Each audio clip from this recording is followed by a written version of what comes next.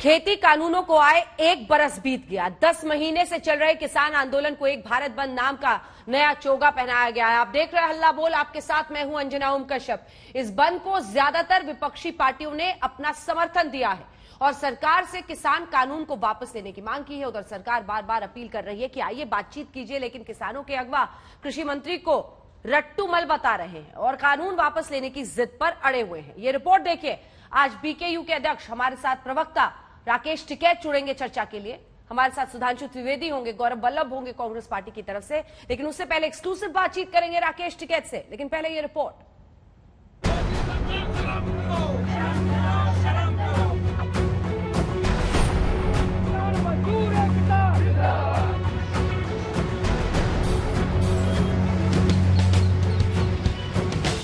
भागती दौड़ती दिल्ली कुछ घंटों के लिए पूरी तरह थम गई। गुरुग्राम और गाजियाबाद से आने वाली सड़कों पर गाड़ियां रेंगती रहीं और लोग परेशान होते रहे। दिल्ली की सीमाओं पर आंदोलन कर रहे किसानों ने दम दिखाया और अपने रूटीन पर निकले लोगों को बेदम कर दिया। सिंघू बॉर्डर पर किसान सड़कों पर बैठ गए और आवाजाही ठप। गाजीपुर बॉर्डर भी ठप। गाजीपुर बॉर्डर पर राकेश टिकैत खुद लंगर बनाने में जुट गए। कभी आलू काटा तो कभी पूरियां तली और लोगों की परेशानी को नजरअंदाज करके सियासी तड़का लगाते रहे। बंद क्या देश में पहले नहीं हुआ क्या कभी? उनसे पूछो न, जिनकी आज सरकार है, कि वे जब बंद करते थे तो उससे क्या फायदा होता था। हमने तो उन्हीं से सीखा कि भारत बंद भी होता है, मगर भाई भारत बंद होता है तो उसे भी करके देख लो, हो सके कि उससे कोई रास्ता निकल जाए। किसानों के भारत बंद को लेकर दिल्ली पुलिस चौकन्नी थी। 26 जनवरी जैसी घटना फिर न हो, इसके लिए लाल किले के लिए जाने वाले रास्ते बंद कर दिए गए। उधर जंतर मंतर पर किसान आंदोलन के समर्थन में मजदूर संगठनों ने प्रदर्शन किया। मोदी सरकार ये संपूर्ण रूप में किसान विरोधी है। किसान को वो बदला लेना चाहता है, किसान को हरा के किसान भाग जाए, यही उसका मकसद है, साजिश है।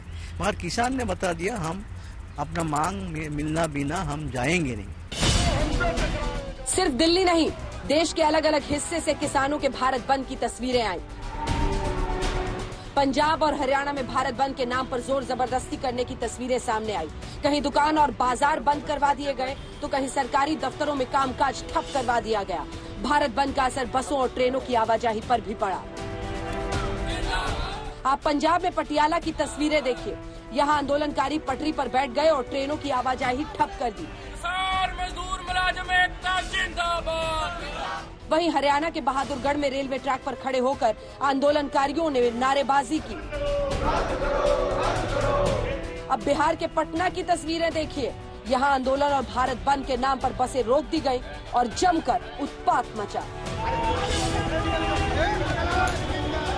किसान आंदोलन के नाम पर जमकर उपद्रव भी और जोरदार सियासत भी हुई। देश की 12 विपक्षी पार्टियां किसानों के कंधे पर बंदूक रखकर गोलियां दागती रही। आज एक दिन की ट्रैफिक जैम से जनता पीड़ित नहीं है। जो भाजपा ने पूरे 7 साल से अर्थव्यवस्था जैम की हुई है, जिसके चलते पेट्रोल महंगा है। कैलेंडर में कोई तारीख नहीं बती जब सिलेंडर के दाम ना बढ़े हों। भाजपा की 7 साल की अर्थव्यवस्था का चक्का जाम, कृषि क्षेत्र का चक्का जाम, उससे जनता पीड़ित है। काला कानून कम संख्या होने के बावजूद लोकतंत्र और संसद का गला घोट के पास किया गया है। विपक्ष की संख्या किसानों के पक्ष में थी, भारतीय जनता पार्टी की संख्या पूंजीपतियों के पक्ष में थी। 1 साल से भी ज्यादा समय हो गया आंदोलन कर रहे हैं, सड़क पर बैठे हैं, लाठियां खा रहे हैं, गोलियां खा रहे हैं पुलिस की। ये किसानों का बंद है। बेरोजगारी है, लोग घर में ही बैठे हैं सरकार की कृपा से, तो बंद तो चालू ही है। इसमें किसानों ने भी बंद का ऐलान किया है, हम बंद से उनके साथ हैं। बंदी इसलिए है, 10वां महीना बीत गया, आपके कान पे जू नहीं रेंग रही। लोग अपना खेत खलिहान छोड़ करके दिल्ली की सरहदों पर बैठे हुए हैं, आपके कान पे जू नहीं रेंग रही। आपने किसी से करार कर लिया कि ये कानून बना के देंगे, वो करार आपके लिए ज्यादा महत्वपूर्ण है। बॉल भले ही खेती कानूनों का हो और बल्ला भले ही किसानों का हो, लेकिन मैदान सियासत का है। सरकार भी इस बात को समझ रही है और किसानों से बार बार बातचीत की अपील कर रही है। लेकिन आंदोलन की अगुवाई करने वालों को भी मालूम है कि यूपी और पंजाब में चुनाव सिर पर है। समर्थन देना तो किसी का व्यक्तिगत मामला है, लेकिन मैं समझता हूं किसान आंदोलन को राजनीति से नहीं जोड़ना चाहिए। किसान सबका है और सरकार बहुत संवेदनशीलता के साथ किसान यूनियन के साथ बातचीत की है और आगे भी करने के लिए तैयार है। रट्टू पता है आपको, जब बचपन में पढ़ते थे कि रट्टू कि उसने जो रट लिया सिर्फ वो वही बोलता है, उसे आगे बोलता ही नहीं। आगे की लड़ाई जारी रहेगी। हमें ये 10 साल में भी सुधार करेंगे, ये आंदोलन 10 साल तक भी जारी रहेगा। हम वापसी नहीं जाने वाले यहाँ से। खेती कानून बने 1 साल बीत गए हैं और 10 महीनों से किसानों का आंदोलन चल रहा है। आंदोलनकारियों ने तीसरी बार भारत बंद बुलाया, लेकिन मामला वही का वही है। ना सरकार पीछे हट रही है और ना ही किसान। ऐसे में सवाल ये कि बात बनेगी कैसे। आज तक ब्यूरो। चर्चा की शुरुआत करने से पहले आप भी ये जानने को उत्सुक होंगे कि आखिर किन राज्यों में किसान आंदोलन का असर किस हद तक रहा। हमने कुछ जानकारी आपके लिए अलग अलग राज्यों की इकट्ठा की है, वो जरा आपको बता दें। सुधांशु त्रिवेदी जी नेता बीजेपी के हमारे साथ सांसद जुड़ गए हैं और गौरव वल्लभ भी हमारे साथ जुड़ गए हैं, प्रवक्ता कांग्रेस पार्टी के। लेकिन शुरुआत हम पंजाब से कर रहे हैं। पंजाब में 350 से ज्यादा जगहों पर आज किसानों का प्रदर्शन हुआ है। रेल और रोड यातायात ठप है वहां पर। पंजाब में सबसे ज्यादा असर रहा है। बंद को सफल कहा जा सकता है क्योंकि ज्यादातर बाजार, दुकानें, दफ्तर सब आज वहां पर बंद रहे। अब रुक करते हैं हरियाणा का। ज्यादातर हाईवे ठप, गाड़ियों की आवाजाही ठप। नंबर 2 असर जिस राज्य में दिखा उसका नाम है हरियाणा। बंद को सफल कह सकते हैं। ट्रेनों की आवाजाही भी रोकी गई काफी हद तक। लोगों को क्या मुश्किलें हुई इस पर आएंगे, लेकिन उत्तर प्रदेश में खुले रहे बाजार, दुकान, दफ्तर। उत्तर प्रदेश, क्योंकि कहा जा रहा है कि आंदोलन बहाना यूपी चुनावों पर है निशाना, तो यहां पर तो बाजार खुले रहे। दिल्ली से सटे इलाकों में जरूर परेशानी रही। बंद का असर बहुत ज्यादा नहीं रहा, लेकिन हां दिल्ली एनसीआर में कम से कम लोगों को मुश्किलें बहुत हुई।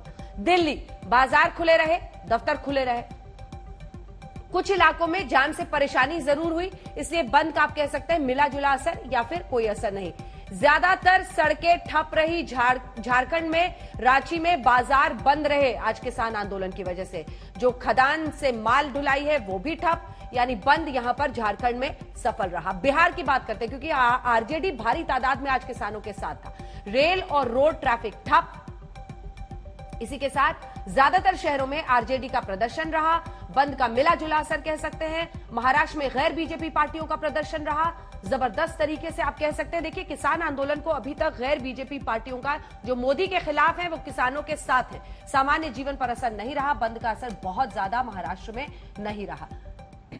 चलिए चर्चा की शुरुआत करते हैं। राकेश टिकैत कुछ ही देर में हमारे साथ जुड़ेंगे, उनका इंतजार है, लेकिन उससे पहले सुधांशु त्रिवेदी जी और गौरव वल्लभ जी को दिखाइए।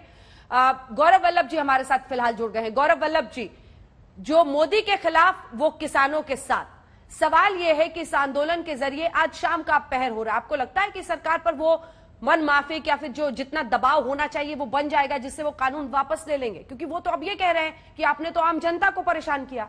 गौरव जी।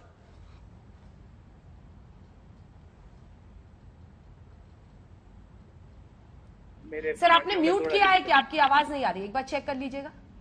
म्यूट तो नहीं। अंजना जी, आपको मेरी आवाज आ रही है सर। जी, आप अपना सवाल दोहराएंगे अंजना जी? मैं सुन सर, मैंने सवाल आपसे ये पूछा कि क्या आपको लगता है आज शाम हो रहा है, इस तरह के बंद से सरकार पर दबाव बनेगा कि वो कृषि कानून वापस ले लेंगे? आखिर आम लोगों को जो परेशानी होती है उन सबके बीच ये सवाल अंत में पूछा जाता है कि इससे सरकार थोड़ा ना दबाव में आएगी। वो तो कह रहे हैं कि देखिए जी, आम जनता को परेशान कर दिया इन लोगों ने, तो कैसे सरकार पर सही दबाव बन सकता है? 64 करोड़ अन्नदाता अंजना जी 10 महीने के लगभग समय हो गया दिल्ली के बॉर्डर पे बैठे हैं। 600 से ज्यादा लोगों ने शहादत दे दी, पर सरकार उनकी बात ही सुनने को तैयार नहीं। सरकार ने क्या किया वो बताता हूँ आपको। सरकार ने पिछले 7 साल में खेती की लागत 25,000 रुपए प्रति हेक्टेयर से बढ़ा दी, और एमएसपी कितने पैसों से बढ़ाई अंजना जी? आपको आश्चर्य होगा, 40 पैसे प्रति किलो गेहूं की एमएसपी बढ़ाई, और खेती की लागत 25,000 रुपए प्रति हेक्टेयर से बढ़ गई। किसान क्या मांग रहे हैं कि मुझे एमएसपी की लीगल राइट मिल जाए। किसान क्या मांग रहे हैं कि ये जो 3 काले कानून जो आपने बनाए हैं वो आपने मेरे ऊपर क्यों थोपे, मुझे नहीं चाहिए वो काले कानून। किसान कह रहा है कि जब आप मंडियां बंद करवाने की बात कर सकते हो, हम तो एक दिन का भारत बंद की बात सोच रहे हैं। किसान क्या कह रहे हैं कि 25,000 करोड़ रुपए का जो खेती का बजट है वो आपने बीमा कंपनियों को दे दिया। किसान क्या कह रहे हैं कि आपने सुप्रीम कोर्ट में हलफनामा देके बोला कि अगर स्वामीनाथन कमीशन के अनुसार अगर हम एमएसपी दे देंगे तो मार्केट डिस्टॉर्ट हो जाएंगे। किसान क्या कह रहे हैं? किसान कह रहे हैं कि आप मेरी जमीन और मेरी मेहनत को अपने पूंजीपति दोस्तों के हवाले करना चाहते हो, वो हम नहीं होने देंगे। प्रधानमंत्री जी ने कहा I am 1 phone call away. वो 10 महीने से फोन नहीं हुआ। अंजना जी, कौन सा नंबर है प्रधानमंत्री जी का? मैं डायल करता हूं किसानों की तरफ से, मैं उनसे आग्रह करता हूं, हाथ जोड़ता हूं कि भाई साहब अपना हट, अपना गुरूर, अपना अभिमान छोड़िए और किसानों की सुनिए। 64 करोड़ अन्नदाता आपके घर से 20 किलोमीटर दूर बैठे हैं। आप कल सेंट्रल विस्टा की परिकल्पना करने वहां गए थे, कभी उन किसानों के पास चले जाइए, उनकी भी आप उनकी भी बात सुन लीजिए। ठीक है सर, मैं लौट रही हूँ आपके साथ। कुछ ही देर में सुधांशु त्रिवेदी जी भी जुड़ेंगे जो आपसे चर्चा करेंगे, लेकिन इस वक्त हमारे साथ राकेश टिकैत जी जुड़ रहे हैं जो कि प्रवक्ता है भारतीय किसान यूनियन के। राकेश टिकैत जी, आज दिन भर का ये आंदोलन दिखा, तस्वीरें हम सुबह से आपकी दिखा रहे हैं अलग अलग जगहों पर। सबसे ज्यादा असर सर इसका पंजाब में, हरियाणा में दिखा है। हाँ जी। लेकिन यूपी में चुनाव होने वाले हैं और यूपी को लेकर आप लगातार हुंकार भर रहे हैं, वहां पर बहुत ज्यादा असर नहीं दिखा है। बिहार में दिखा, झारखंड में दिखा, कई पार्टियां भी आपके साथ हैं। अब शाम होते होते क्या है आपकी रिपोर्ट? आपको लग रहा है सरकार पर इतना दबाव बन गया कि वो कानून वापस ले लेंगे? अब सरकार का तो नहीं पता कानून वापसी लेंगे नहीं लेंगे, लेकिन आंदोलन तो ठीक रहा, सक्सेसफुल रहा आंदोलन तो। यूपी में भी करीब 800 से ज्यादा जगह आंदोलन हुए, 800 से ज्यादा। लेकिन दुकानें वगैरह वहां पर खुली रही और दफ्तर खुले रहे। जैसे पंजाब में 350 जगहों पर हुआ सर, तो वहां पर दुकानें बंद थी, दफ्तर ठप थे। जी जी हाँ, दुकानें खुल रही होगी वहां पे, क्योंकि सरकारों का फोकस ये रहेगा कि यूपी में आंदोलन का असर कम रहा, ये सरकारों का फोकस रहेगा और यही दिखाने वालों का फोकस रहेगा। आंदोलन ठीक रहा, सक्सेसफुल रहा, और जहां जहां पे भी आंदोलन करे सब लोगों ने वहां पे आंदोलन में सक्सेस करी। और हम ये बता देना चाहते हैं कि हमने सीलबंद आंदोलन नहीं किया, हमने लोगों को रिलीफ भी दी, लोग आते जाते भी रहे, वो भी छूट थी वहां पे। ठीक है, इस पर बाद में आएंगे सर, हम तस्वीरें भी दिखा रहे हैं, लेकिन मुझे ये बताइए, पूरा बिल्कुल पैक कर दिया जी। अब बीजेपी वाले राकेश टिकैत पर यह आरोप लगा रहे हैं कि आंदोलन बहाना है, यूपी चुनाव पर आपका निशाना है। और ये चुनाव तक क्यों लेकर जा रहे हैं? इस मामले को चुनाव तक क्यों लेकर जा रहे हैं? ये हमारी बात मान लो भाई, हमारा बातचीत शुरू करवा दो, इस आंदोलन को जो हमारी डिमांड है उसको पूरा कर लो। ये चुनाव तक क्यों लेकर जा रहे हैं? कृषि मंत्री तो सर आज भी कह रहे थे कि बातचीत के लिए हम तैयार हैं, बातचीत के लिए आइए। वो कंडीशनल बात करना चाहते हैं, वो कहते हैं कि कानून वापसी नहीं होगा और बातचीत कर लो। हमने कहा कि जो भी आपको बात करनी है वो मकान के अंदर अपनी बात आप बताओ, पहले आप लिख के ड्राफ्ट लग के हमसे साइन करवाने मत बोलो, वहां पर ना हम साइन करने जाएंगे। अगर उन्हें पहले ही फैसला कर लिया तो हम तो नहीं जाएंगे। अच्छा उसमें सर आप तो कृषि मंत्री को क्या कह रहे थे सर आज? रट्टू है जी। आज कृषि मंत्री को क्या कह रहे थे सर आप कि वो तो रट्टू लोग हैं, रट्टू जी आ जाते हैं बात करने को? नहीं, कृषि मंत्री रट के आते हैं, वो जो चीज इनको बताते हैं वो चीज एक ही चीज पढ़ के आते हैं कृषि मंत्री जी, और वही चीज वो बता देते हैं। मतलब जो चीज रट के आ जाती है कि एक की भाषा से अलग कोई नहीं होना चाहती, वो एक ही चीज पढ़ के आते हैं, सिर्फ वही बताते हैं, उससे आगे उनको पावर नहीं है बोलने की। हमने तो ये भी कहा कि कृषि मंत्री को अगर पावर दे दोगे तो भी हमारा फैसला हो जाएगा। अगर उनको फुल फ्लैश पावर दे दो, आप किसी भी मिनिस्टर को, भारत सरकार के किसी भी मंत्री को आप फुल फ्लैश पावर दे दो, नरेंद्र सिंह तोमर को आप फुल फ्लैश पावर दे दो, उनके साथ में एक को और लगा दो, और ये कहें कि ये आंदोलन से आपको बातचीत करनी है, तो भी हमारा फैसला हो जाएगा। लेकिन वो तो कहते हैं कि आप भी लेकिन रट उनको के आते फुल हैं फ्लैश सर, पावर देनी पड़ेगी। आप भी रट के आते हैं, आप कहते हैं तीनों कृषि कानून वापस लो वरना नहीं, मानेंगे नहीं। नहीं, तो अगर कोई बातचीत करनी है तो वो अंदर बताए ना अपनी बात। ये तो सरकार की भाषा बोलते हैं ना वे, पूर्ण रूप से जो सरकार उनको कहती है। एक चीज से आगे वे भी पिछले 8 महीने से बढ़े ही नहीं कि हम बातचीत को तैयार है, कानून वापसी नहीं लेंगे, संशोधन पर बात कर लो। इन शब्दों से अलग उन्होंने आज तक कोई शब्द नहीं कहा। एक आदमी अपनी तरफ से भी कोई बात कहते। अच्छा, अब ये बताइए, आंदोलन से जो ये भारत बंद वाला आइडिया था, ये आप ही का था क्या टिकैत साहब? नहीं, ये तो बीजेपी वालों से लिया हमने। बीजेपी वाले करते थे पहले भारत बंद, हमने तो इन्हीं से लेते हैं आइडिया।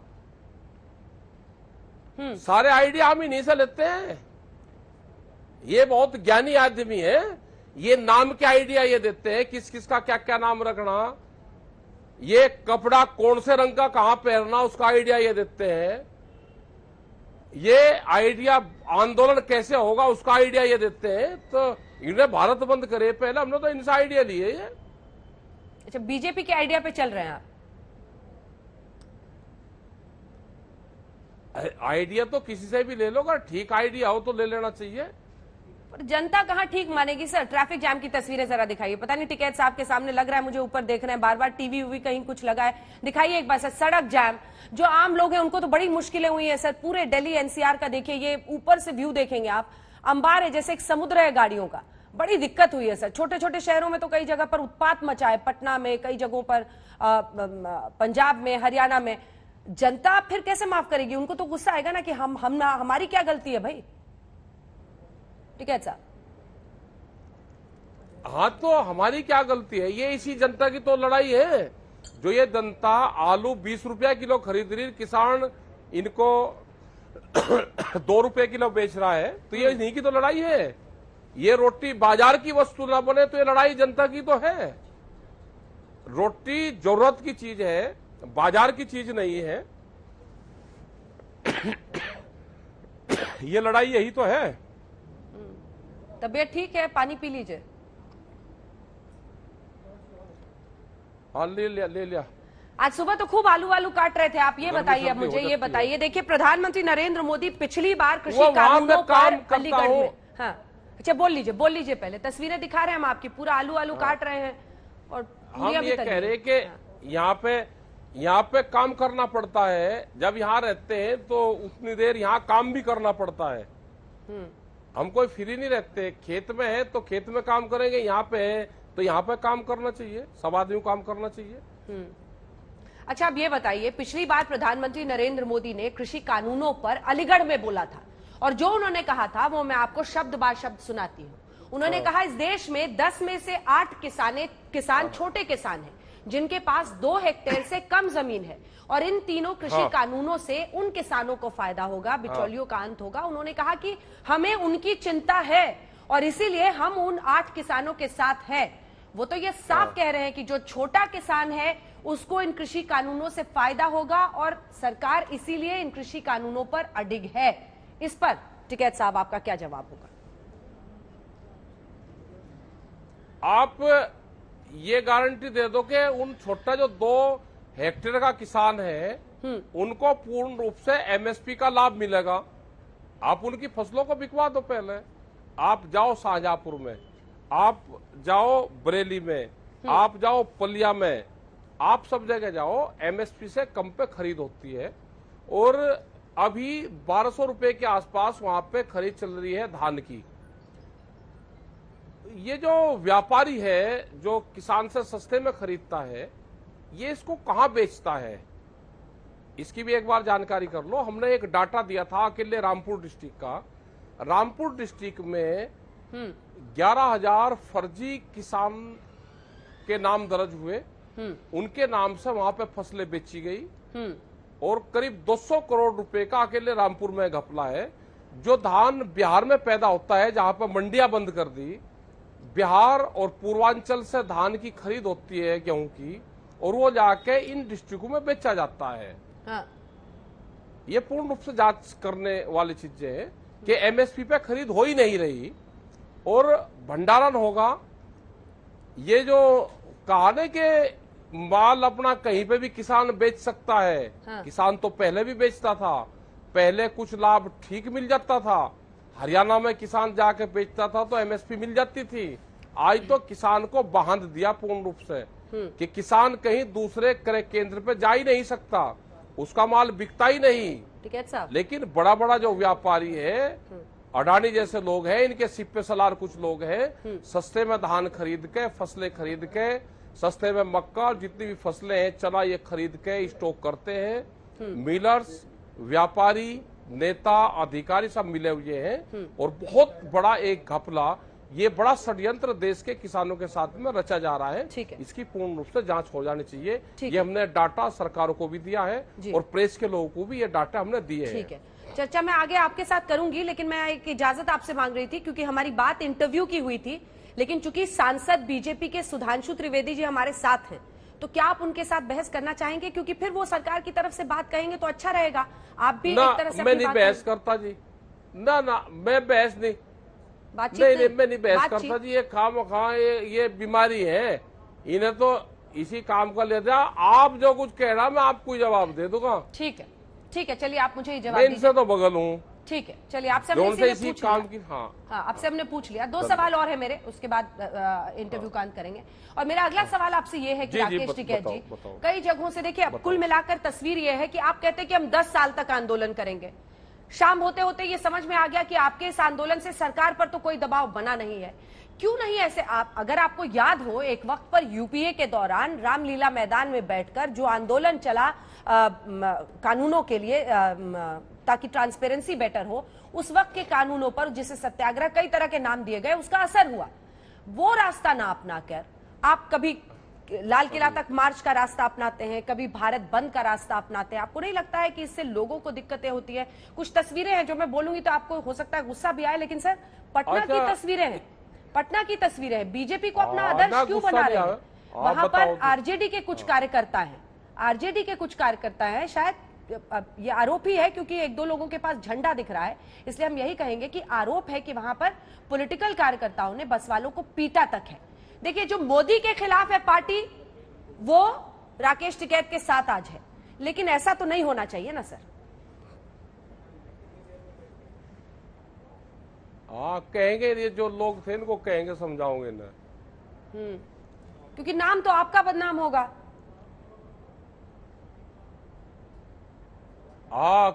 ये सारे ये बीजेपी वाले ही सिखावे सारी बातें। हमारे पास कहा डंडा था, हमने तो 20 लाख से ज्यादा की भीड़ मुजफ्फरनगर में करी, सब लोग शांति से रहे वहां पे। एक आधे आदमी आ जा, कोई देखेंगे कौन थे, इनके फोटो देखेंगे कौन कौन थे ये। अच्छा, बीच बीच में इस तरह के आप स्टेप अपनाते हैं, आपको क्या लगता है? लगातार जो बैठे हुए हैं सीमा पर, अब कोई बॉर्डर पर बात करने के लिए मसला आगे नहीं बढ़ रहा है, इसीलिए इस तरह के कदम आप उठाते हैं, कुछ सोचकर कि किसी तरह से सरकार पर दबाव बनाया जाए? अच्छा, एक आधा सुझाव आप बता दो, हम आगे आंदोलन कैसे चलावे?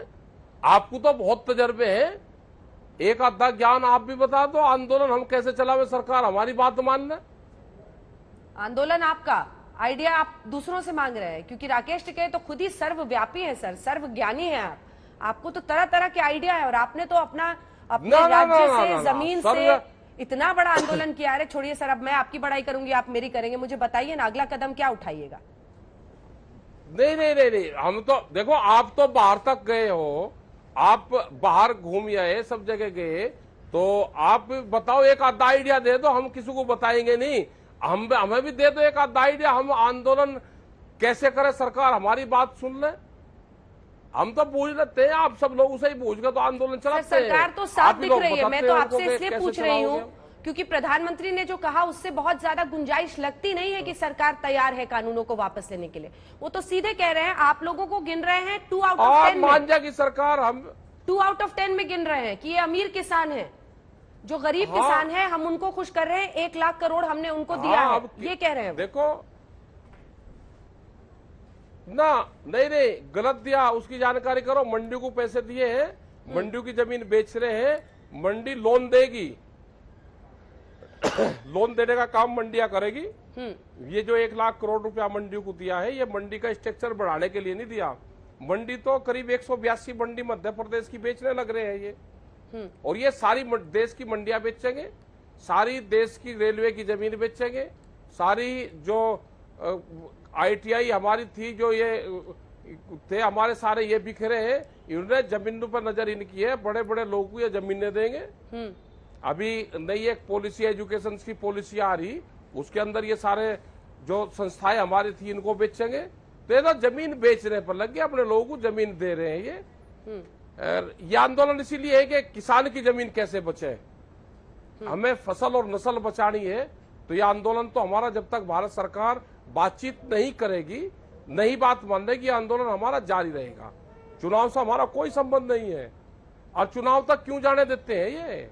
ठीक है साहब, आप खुद ही पहले कहते थे कि बीजेपी को हराना है, क्यों दूसरे लोगों को फायदा लेना? बीजेपी को हराना तो आप कह ही रहे, उसमें तो कुछ छिपाने वाली बात और ये क्यों ले जान देता ना? हमारी बात मान ले।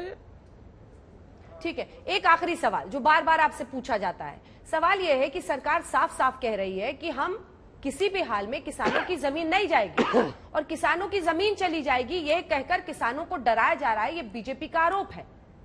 ये कैसे आप मतलब कैसे कन्विंस करेंगे? क्योंकि यही सवाल है जो बार बार आम लोग भी जानना चाहते हैं कि टिकैत साहब कहते हैं कि किसानों की जमीन चली जाएगी, सरकार कह रही है कि हमने तो हर मुमकिन कोशिश की है, पूरा रिड्रेसल सिस्टम बनाया है। फसलों के रेट तो नहीं मिलेंगे, लेकिन किसानों को कर्जा मिलेगा। कर्जा कहां से किसान उतारेगा? किसान तो जमीन अपनी बेच रहा है कर्जा उतारने के लिए। तो जमीनें इसलिए जाएंगी कि रेट नहीं मिलेगा, उसको भाव नहीं मिल रहा और उसको कर्जा मिल रहा है, कर्जे से अपना वो काम चला रहा है, तो इसलिए उसकी जमीनें जाएगी। दो लोग जमीन छोड़ रहे हैं, एक जो गरीब आदमी है, जो कम जोत का किसान है, वो जमीन छोड़ रहा, और एक जो पढ़ा लिखा है, जिसकी नौकरी बाहर लग गई, उसने जमीन छोड़ दी, वो गांव में नहीं रहता। तो दो लोग अभी जमीन छोड़ रहे हैं अपने गांव की। अगर एग्रीकल्चर सेक्टर देश का ठीक होता तो ये दोनों लोग गांव में रहते। तो धीरे धीरे गांव खाली हो रहे हैं, गांव की कोई प्लान देश के पास में नहीं है। और सरकार कह रही कि हमको एग्रीकल्चर से 40% लोग हटाने हैं, हमको इंडस्ट्रीज में लेकर जाने हैं। तो जमीन तो अपने आप छूट जाएगी किसान की, क्योंकि आधे रेट में फसल बेचेगा तो जमीन तो छूटेगी, रोजगार उसके पास में है नहीं। अच्छा, आप ये कह रहे हैं कि चूंकि मेडिकल फैसिलिटी उसके पास में नहीं है, सड़कें उसके पास में नहीं है, बिजली उसके पास में नहीं है। आपका जवाब है कि चूंकि किसानी उसके लिए घाटे का सौदा होगा, इसलिए वो मजबूर होकर अपनी जमीन छोड़ेगा, ये कह रहे हैं आप, कानून की वजह से। अच्छा, मतलब इनडायरेक्ट इफेक्ट उसका होगा। एक आखिरी सवाल है सर, जिसके बाद आपको धन्यवाद कहेंगे। जिन लोगों को आज परेशानी हुई, क्योंकि आपका आंदोलन है, आपको लगता है कि आपका आंदोलन सही है, आपके कॉज सही है, तो उस पर उठाया हुआ हर कदम सही है, लेकिन कई बार आम लोगों को मुश्किलें होती हैं, जिनको हुई हैं उनको सॉरी बोलिएगा। ये बीजेपी के लोग अभी भी आपके साथ में बैठे होंगे, ये कहेंगे कि आंदोलन फ्लॉप हुआ। हमने आंदोलन को सील नहीं किया, अब की बार थोड़ा सा टाइट किया। ये अगर ये कहना छोड़ दें कि फ्लॉप नहीं हुआ, ठीक रहा, और हल्की फुल्की बात अपनी कर लेनी चाहिए, ये जिम्मेदारी इनकी है। ये अभी भी आंदोलन को फ्लॉप बताएंगे। ये इतने टाइट ना ले, हम लोगों को सहूलियतें देते हैं, लोगों को कैद नहीं करते। हम सहूलियत देते हैं, अपने ऊपर हम झेलते भी हैं कि आंदोलन फ्लॉप हुए, उसको भी हम फिर भी जनता को हम बहुत राहत देते हैं। हम पूर्ण रूप से ब्लॉक नहीं करते सारे सिस्टमों को, लेकिन ये कहते हैं, ये हमारे ढील को कमजोरी मानते हैं। जो आपके पास में बैठे हुए हैं, ये पहली बार टिकैत साहब से भी बहस कर रहे थे और कह रहे थे जी आंदोलन आपको फ्लॉप हुआ। तो चौ साहब ने भी इनको यही कहा था, बड़े टिकैत साहब ने, कि हमारी कमजोरी को फ्लॉप मत मानो, अगर हमने रास्ते खोलने हैं तो वो कमजोरी नहीं, वो जनता को राहत दी है। तो ये चीजें कहते हैं, हम इनसे ना हम बहस करना चाहते, क्योंकि तो एक ही किताब पढ़ के आते हैं, वही उनको पढ़नी, वो इनको जवाब देनी। अब इनसे आप जवाब लो। आपका धन्यवाद, आप बाहर गए, वहां से बहुत सी चीजें सीखी, आपको धन्यवाद आप सब लोगों को, और अच्छी चीज आप सीख गए और देश का नाम रोशन हुआ है। तो जय हिंद, जय भारत, आप सभी लोगों को धन्यवाद। चलते चलते एक सवाल छूट गया सर, टिकैत साहब, एक सवाल छूट गया। क्योंकि आपने विदेश की बात की तो आपने प्रधानमंत्री के दौरे के वक्त अमेरिकी राष्ट्रपति को भी ट्वीट करके कहा था कि वो किसानों के मुद्दे को पीएम के सामने उठाएं। आपको लगता है अमेरिकी राष्ट्रपति से आपको ये गुजारिश करनी चाहिए थी? आखिरी सवाल है सर, आखिरी सवाल है। मुझे पता है बहुत सारे लोग आपका ये कहा कि इंटरव्यू बाहर की कंपनी, अमेरिका की बहुत कंपनी पूरी दुनिया में व्यापार करती है। हाँ। वो एग्रीकल्चर के क्षेत्र में है। हाँ। तो हमने ये कहा कि जब दो राष्ट्राध्यक्षों की बातचीत हो तो उनकी कंपनियों से बाहर बहुत नुकसान होता है। हाँ। बड़ी कंपनियों से, क्योंकि वे बहुत बड़े व्यापारी हैं। तो ये एक सब्जेक्ट रहना चाहिए कि जब भी राष्ट्राध्यक्षों से बातचीत हो तो एग्रीकल्चर का सब्जेक्ट आना चाहिए। और अमेरिका का किसान भी दुखी है, उसका ट्वीट मैं आपको भेज देता हूं वहां का, जो वहां कंपनी आई है और उन्होंने वहां के किसानों को भी बर्बाद करा है। उन किसानों ने कहा है कि हम यहाँ पे बर्बाद हो चुके हैं पूरे, आप लोग अपने आप को कंपनी राज से बचाना। ये अमेरिका के करीब 10 किसानों के इंटरव्यू में आपको दे सकता हूँ, अभी मैं भेज दूंगा आपके पास। चलिए ठीक है, पोर्टस को आपने लिखा था president of the United states of America कृषि कानूनों पर, इसीलिए हमने सोचा एक आखिरी सवाल आपसे पूछ लें। बहुत बहुत धन्यवाद आपका राकेश टिकैत हमारे साथ जुड़ने के लिए। सुधांशु त्रिवेदी जी, उनके तमाम आरोपों का जवाब दीजिए।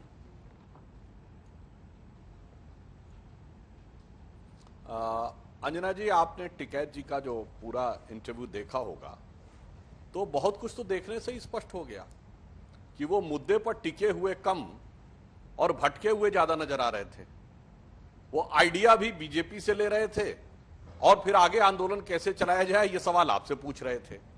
तो ये अपने आप में दर्शाता है कि अभी देखिए, अंतिम वाक्य से मैं शुरू करता हूं। उन्होंने क्या कहा कि अमेरिका की कुछ कंपनीज हैं और जिनको कि भारत में आने से समस्या होगी, या अमेरिका की सबसे बड़ी कंपनी कौन है जो खाद्यान्न के क्षेत्र में है।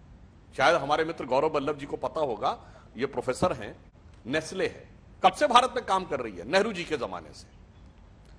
अब दूसरी सबसे बड़ी कंपनी कौन है जो खाद्यान्न के क्षेत्र में काम कर रही है, पेप्सी, कब से पंजाब में काम कर रही है, राजीव गांधी के जमाने से। अरे भैया, अब तो कैप्टन अमरिंदर के बाद चन्नी जी आगे, निकाल बाहर कर दीजिए उनको। काहे नहीं निकाल बाहर किया आज तक? जो टिकैत जी कह रहे थे उनकी बात पूरी कर लेते। बस यही अंतर है कथनी और करनी में। अब देखिए, वो अमेरिका तक पहुंच गए कि अमेरिका के राष्ट्रपति से बात करेंगे। आपके मुंह से, आप अपने मुंह से क्या बोले, 800 जगहों पे आंदोलन हुआ भारत बंद। भारत में जिले कितने हैं? 712, बल्कि डिस्ट्रिक्ट एडमिनिस्ट्रेटिव यूनिट्स जो हैं वो 742 हैं। तो 742 जिले हैं और अपने मुंह से आंदोलन करने वाला ये बोल रहा है कि 800 जगह हुए। मैं दावे से कहता हूं वो 100 जिले बता दे जहां पे आंदोलन हुआ। उत्तर प्रदेश के वो हैं 75 जिले हैं उत्तर प्रदेश में, 15 जिले बता दे जहां पे आंदोलन हो रहा हो। अमेरिका तक पहुंच गए वो एक अलग बात है।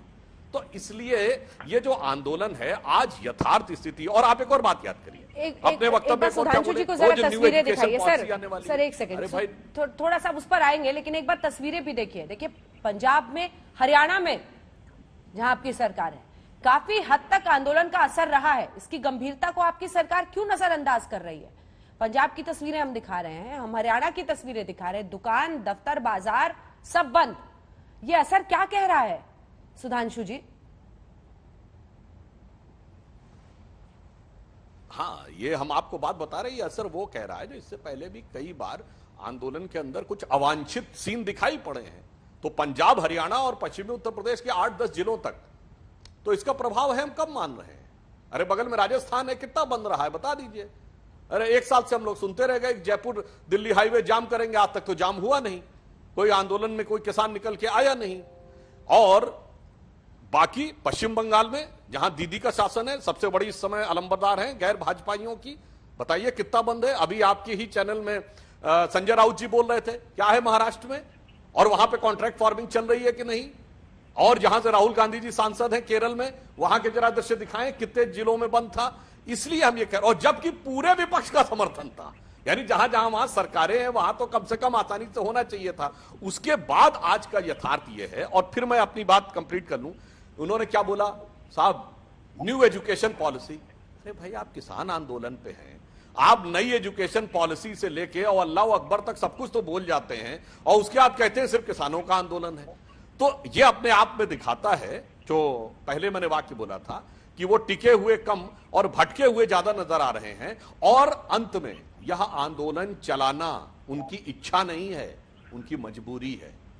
क्योंकि जो वो कह रहे थे कि भाई तोमर जी की को ही अधिकृत कर दें किसी एक को, तो अर्चे पहले ये तो बताओ आपके आंदोलन का अधिकृत नेता कौन है?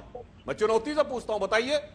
अपना तो 24 के 24 है जी, सब बात करेंगे, हमारा तो कोई है नहीं। और सरकार से जब कृषि मंत्री बात कर रहे हैं तो कह रहे कृषि मंत्री है मगर इसको पहले और स्पष्ट करो। तो इस ढंग की बातें करना तो अब सब कहीं ना पॉलिटिकल कहीं पार्टीज का भी साथ मिल रहा है, वो पूरी तरीके से भ्रमित है। ठीक है, आप यही मानकर चलिए सर भ्रमित है, लेकिन जो तस्वीरें हैं वो बहुत कुछ कह रही है, कई भ्रम तोड़ती हैं। हरियाणा और पंजाब से आ रही तस्वीरें कुछ भ्रम तोड़नी चाहिए, क्योंकि कब तक आंखें बंद करके इस पे रहिएगा। लेकिन गौरव वल्लभ जी, तो राहुल गांधी जी का ट्वीट दिखाइए जरा, दिखाते हैं वल्लभ साहब को और हमारे दर्शकों को भी। राहुल गांधी ने खुलकर अब किसान नेताओं का समर्थन दिया है। क्या इसको और ऑर्गेनाइज करने की तरफ भी आपकी पार्टी सोच रही है? किसानों का अहिंसक सत्याग्रह आज भी अखंड है, लेकिन शोषणकार सरकार को ये नहीं पसंद है, इसलिए आज भारत बंद है। लेकिन जो बात वो कह रहे हैं सुधांशु जी, क्योंकि पिछली बार भी अलग अलग किसान नेता अलग अलग बातें, क्या मनवाना है सरकार से, क्या हो एजेंडा पर, इसको लेकर एक भ्रम हो जाता है। गौरव वल्लभ जी, अंजना जी, शांतिपूर्ण किसानों के आंदोलन के साथ कांग्रेस पार्टी का हर कार्यकर्ता पिछले 10 महीने से खड़ा है, इसमें कोई दो राय नहीं है, इसमें कोई लाग लपेट नहीं है। नहीं, समस्या क्या है अंजना जी, कि मैं सुधांशु जी से एक दो तथ्यात्मक सवाल पूछूंगा। सुधांशु जी, आप ही की सरकार का एनएसओ का सिचुएशन असेसमेंट सर्वे आया एक सप्ताह पहले, जिसमें यह बात आई सामने कि 2012-13 पे एक किसान के ऊपर 47,000 रुपए का कर्ज था, जो आज 75,000 रुपए का हो गया 2018-19। ये किसानों के हालात सुधरने का सूचक है कि किसान और खेती नीचे जा रही है, उसका सूचक है। उस सर्वे के अनुसार सुधांशु जी, भारत में, हिंदुस्तान में एक किसान प्रतिदिन खेती से 27 रुपए कमा रहा है, और आप उनको एमएसपी की लीगल राइट नहीं देना चाहते। आप उनको लीगल राइट नहीं देने के लिए तरह तरह के उदाहरण देते हैं। कभी कहते हैं बंद सफल नहीं हुआ, कभी कहते हैं बंद सफल हो गया, कभी कहते हैं इन्होंने लोगों को परेशान किया, कभी कहते हैं इनका आंदोलन का नेतृत्व कोई नहीं कर रहा। अरे आज तक को भी पता है कि इस आंदोलन में कौन कौन नेता है सुधांशु जी। देश की सरकार को तो जरूर पता होगा कि कौन कौन लोग हैं जो इस आंदोलन का नेतृत्व कर रहे हैं। 2012-13 में एक किसान खेती से उसकी कुल आय का 48% कमाता था, जो 18-19 में घट के 38% हो गया। भूमिहीन किसानों की संख्या उस सर्वे के अनुसार 2018-19 में 8.2% हो गई, जो पहले 2013 में 10% थी। मीन्स लोगों की, किसानों की जमीन कौन ले रहा है, किसके पास जा रही है? किसानी से, खेती से आय कम होती जा रही है। जो रूरल इकोनॉमी में गैर कृषि कार्यों में लोगों की तादाद बढ़ती जा रही है। एक किसान प्रतिदिन 27 रुपए कमा रहा है, पर आप ये कह रहे हैं कि हम एमएसपी का लीगल राइट लिखित में नहीं दे सकते। आप ये कह रहे हैं कि हम 10 महीने से जो कंसल्टेशन वो आपसे बात करना चाहते हैं, प्रधानमंत्री जी कहते हैं फोन कॉल अवे हूं मैं। कौन से नंबर पे है वो प्रधानमंत्री जी? आप वो नंबर आज डिस्क्लोज करिए सुधांशु जी, ताकि किसानों को पता चले कि किस नंबर पे प्रधानमंत्री जी से बात करनी है। उन्होंने चिट्ठियां लिखी है कृषि मंत्री को कि हम आपसे बातचीत करना चाहते हैं, हम एमएसपी की लीगल राइट लेना चाहते हैं। पहले तो बातचीत भी हो रही थी सुधांशु जी, पहले तो बातचीत भी आप लोग कर रहे थे, कृषि मंत्री बुलाते थे, बातचीत भी नहीं हो रही। अंजना जी, खूब तो बुलाया, ना उत्तर टिकैत जी दे पाए, ना गौरव वल्लभ जी की बात किससे करे, एक नेता तो बता दो। अब दूसरा पक्ष, गौरव जी ने अपने उद्बोधन में 5-6 बार बोला एमएसपी का लीगल राइट, एमएसपी का लीगल राइट। तो गौरव वल्लभ जी, आप किस विषय के प्रोफेसर हैं? आप तो आर्थिक विषय के प्रोफेसर हैं ना। तो ये बताइए, चाहे चेक हो या बैंक ड्राफ्ट हो या रुपए का नोट हो, ये क्या होता है? गारंटी होती कि लीगल राइट? तो काहे एक्सेप्ट करते हैं? बंद कर दीजिए कि लीगल राइट नहीं होगा तो नहीं मानेंगे। अरे जब सारा क्रय विक्रय, मतलब वही एमएसपी को आप लीगल करने की बात कर रहे हैं, और लीगल एमएसपी से जब रुपया में कन्वर्ट होगा तो वो गारंटी रहेगा। गजब है भाई, बिना वजह का व्यर्थ का वितंडावाद बनाना कि साहब जो चीज गारंटी के अनुसार सारा वित्तीय विनिमय सरकार की गारंटी पे होता है, मगर लीगल राइट चाहिए। चलिए दूसरी बात, आपने कहा कि एमएसपी को इसी स्वरूप में लागू करना चाहिए, पर आपको पता है कि स्वामीनाथन कमेटी की रिपोर्ट तो आप लोगों ने 10 साल दबा के रखी थी। उन्होंने एमएसपी के बारे में क्या लिखा है जरा आप बताइए। एमएसपी के बारे में स्वामीनाथन कमेटी की रिपोर्ट में क्या लिखा हुआ है? उनसे बड़े जानकार ना हम हैं ना आप हैं। मैं गौरव जी से पूछता हूं कि ये अभी जब मैं आया था उससे पहले अपने उद्बोधन में स्वामीनाथन कमेटी का उल्लेख कर रहे थे, ये बताएं कि उसमें एमएसपी के बारे में क्या लिखा है। गौरव जी आपने कहा रिजर्व, आपने नोट का उदाहरण दिया सुधांशु जी। नोट को जो लीगल गारंटी है वो आरबीआई एक्ट में गवर्नर को दी गई है। आप ये बात नहीं समझ रहे हैं। मैं आपसे तथ्यात्मक बहस करना चाहता हूं। Reserve bank of India act में गवर्नर को ये एक राइट दिया है कि वो धारक को 100 रुपये, 500 रुपये, 1000 रुपये, 2000 रुपये अदा करने का वचन दे सकता है, कुछ बियरर इंस्ट्रूमेंट का वचन दे सकता है। ऐसी ही एक गारंटी किसान मांग रहे हैं कि एमएसपी से कम अगर उसकी कोई फसल देश में सरकार, राज्य सरकार या कोई आपका सूट बूट का दोस्त खरीदता है तो वो एक इलीगल काम होगा। वो ये मांग रहा है। सिर्फ एक लाइन का जवाब सुधांशु जी, वक्त एकदम खत्म हो चुका है, सिर्फ एक लाइन का। सरकार तो लिखित गारंटी देने को तैयार है। गौरव जी ने स्वीकार कर लिया कि सरकार ने अधिकृत किया आरबीआई को, आरबीआई लिखित गारंटी देता है। सरकार ऑन रिकॉर्ड बोल चुकी है कि एमएसपी पे हम लिखित गारंटी देने को तैयार है, मगर लिखित गारंटी लेने को तैयार नहीं है। कह रहे हैं कि लॉ के रूप में होना चाहिए। अरे बताइए, संसद से लॉ बना हुआ दुनिया में कोई देश बताइए जहां पर कि किसी चीज का मूल्य। कृषि कानूनों के खिलाफ आज किसानों का भारत बंद था। मिला जुला असर देश में मिला। पंजाब हरियाणा में काफी असर था, लेकिन इन सब के बीच आगे का रास्ता बंद दिखाई देता है कृषि कानूनों के मामले पर, क्योंकि कृषि मंत्री एक तरफ कहते हैं बातचीत होनी चाहिए, लेकिन रास्ता, बातचीत, ये सब होता हुआ नहीं दिख रहा। आज बंद की वजह से लोगों को दिक्कत हुई। इसी पर आप देख रहे थे हल्ला बोल, देखते रहिए आज तक।